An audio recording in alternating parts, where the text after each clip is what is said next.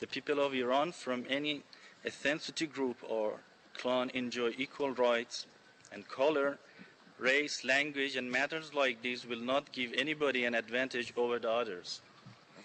The Islamic Republic of Iran is fully committed to eradicate any policy based on racism, racial discrimination, xenophobia, and related intolerance, and has actively struggled against this phenomenon at national, regional, and international levels. In view of the importance attached by the government to combat against racism and racial discrimination, Iran hosted the Asian Preparatory Meeting for the 2001 Durban World Conference Against Racism, Racial Discrimination, Xenophobia, and Related Intolerance.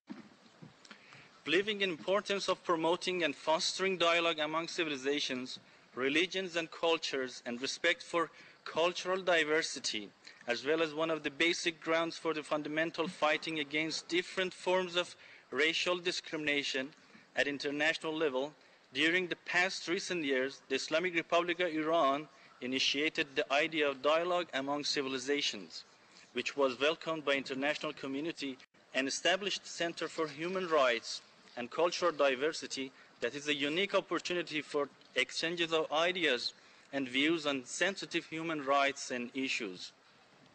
My country already answered the questionnaire concerning racism. First of all, I should like to draw your attention to the fact that my country in general does not suffer from problems relating to racism.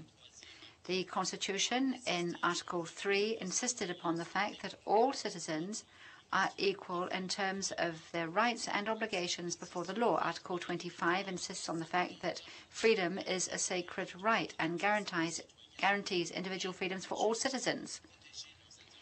It swears that it will protect their interests. I shall therefore confine myself to citing a few examples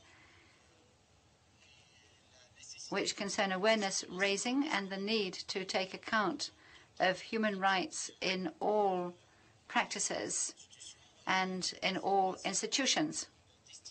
Training has been imparted to the military. We have military groups which shortly, under the Geneva Institute, will be following training courses so as to sensitize them further to the need to respect human rights.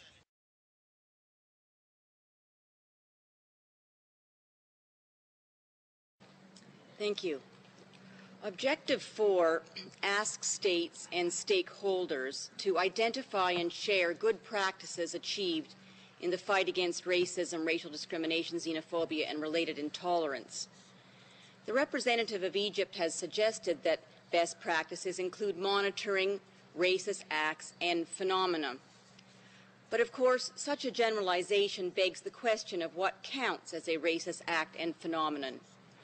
In that regard, the responses of states to the Durban Review Conference questionnaire, designed to elicit evidence of best practices and evidence of implementation of anti-racist policies, is enlightening.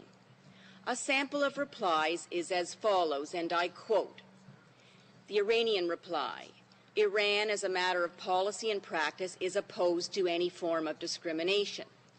The Syrian reply: Syria does not suffer from the problem of racial discrimination. The phenomenon of racial discrimination does not exist. The Senegalese reply: there are no racist actions known in the country. Algerian reply: Algeria has been at the forefront of the fight against all forms of racial discrimination. Every addict knows that the first step in the search for a cure is the admission of a problem.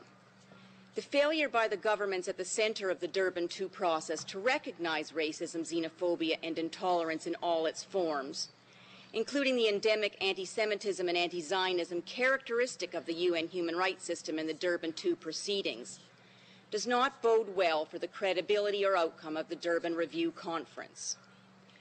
A few minutes ago, the representative of Iran stated that Iran played a constructive role in the first Durban conference by hosting a regional preparatory meeting in Tehran. It may be of interest to participants to know that this constructive role consisted of the state ensuring that no Jewish NGO could attend a UN meeting as billed as fighting racism and intolerance. Apparently, engaging in anti-Semitism itself is a best practice in Iran.